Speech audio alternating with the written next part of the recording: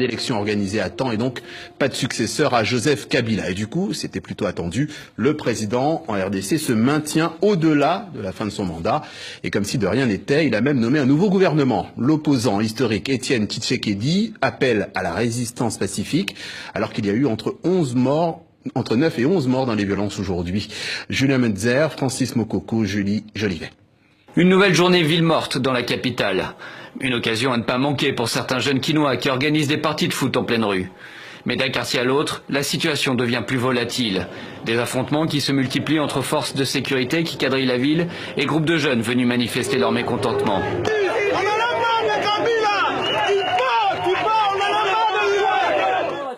Des tirs de gaz lacrymogène, mais aussi des tirs à balles réelles se font entendre dans plusieurs secteurs de la capitale. À certains endroits, la situation dégénère. Ici, c'est un jeune de 18 ans qui tombe sous les balles des militaires. Il n'était pas comme ces bandits qui font des incursions dans des maisons d'autrui. Que les militaires cherchent plutôt ces bandits-là pour les tuer. Kabila, son mandat est fini. Qu'il nous laisse nos garçons. Pourtant, le matin, c'est l'opposant historique Étienne Tshisekedi qui appelle à une mobilisation pacifique. Mais dans un pays où les réseaux sociaux sont bloqués, le message diffusé sur Internet ne semble pas avoir l'écho espéré. D'abord au peuple congolais à ne pas reconnaître l'autorité du reste illégal et illégitime de Joseph Kabila et à résister pacifiquement au coup d'État qui est ainsi accompli avec la bénédiction de la Cour constitutionnelle. Les forces de l'ordre procèdent à de nombreuses arrestations partout dans la capitale et en début d'après-midi, le nouveau Premier ministre, tout juste entré en fonction, lance un appel au calme. Je voudrais lancer un appel à la paix, la tranquillité sur toute l'étendue de la République. Le gouvernement prend des dispositions d'encadrement des forces de l'ordre et de sécurité afin que l'ordre public soit strictement respecté dans le respect des droits et libertés de chacun. L'ONU a annoncé qu'au moins une vingtaine de personnes a été tuées dans la capitale durant la journée. De son côté, le porte-parole du gouvernement parle de 9 morts tout au plus. C'est dans ce climat que doivent reprendre les négociations entre le pouvoir et l'opposition ce mercredi, une médiation conduite par les évêques du pays.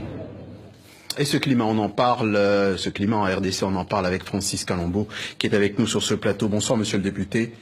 Vous représentez le Parti du peuple pour la reconstruction et la démocratie. Vous êtes aujourd'hui proche de Moïse Katumbi, mais vous avez été proche de Joseph Kabila. On a vu ces images. Qu'avez-vous envie de dire ce soir à Joseph Kabila? C'est regrettable qu'on soit arrivé là. Vous savez, Joseph Kabila est arrivé, il a trouvé un Congo qui était morcelé. Certes, il a tout fait pour pouvoir pacifier la République démocratique du Congo, nous amener aux élections. Nous avons adopté une constitution dont nous tous avons participé pour le faire accepter auprès de notre population. Mais aujourd'hui, ce qui est regrettable, c'est que Joseph Kabila, qui était pacificateur, aujourd'hui nous voyons les gens être tués. Ce n'est pas normal, parce que il y a quelqu'un qui veut se maintenir au pouvoir. Il y a un temps pour tout.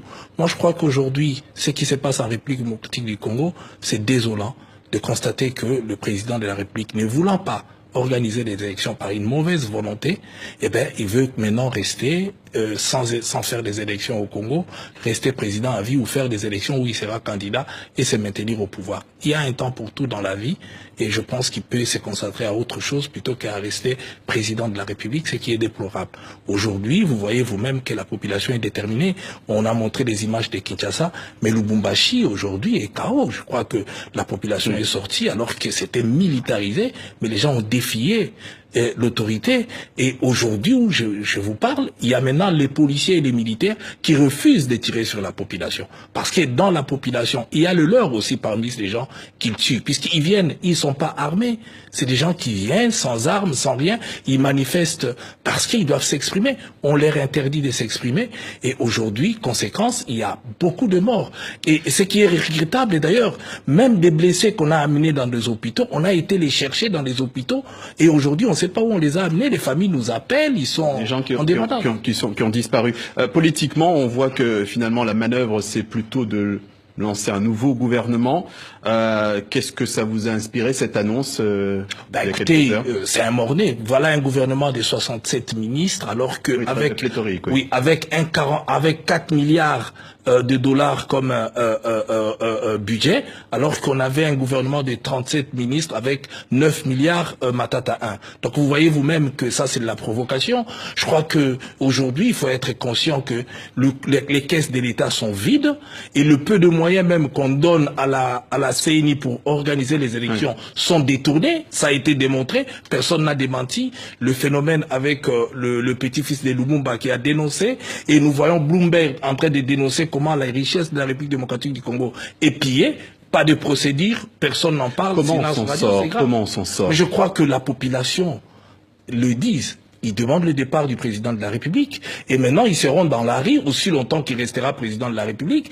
Ils vont essayer d'arracher la démocratie. Si hier, tout le monde croyait au dialogue, mais aujourd'hui, vous voyez la population... Il n'y a plus de possibilité de discussion de ce type de dialogue. Les politiciens peuvent discuter, mais ils sont en déphasage avec la volonté de la population. Vous voyez que la population ne veut plus entendre mot d'ordre. La population est dans la rue et réclame le départ du président de la République. Alors que hier, la population demandait qu'il y ait un dialogue, mais aujourd'hui, ils veulent plus. Qu'attendez-vous, par exemple, de l'Union africaine, des Nations unies? Est-ce qu'elles doivent intervenir?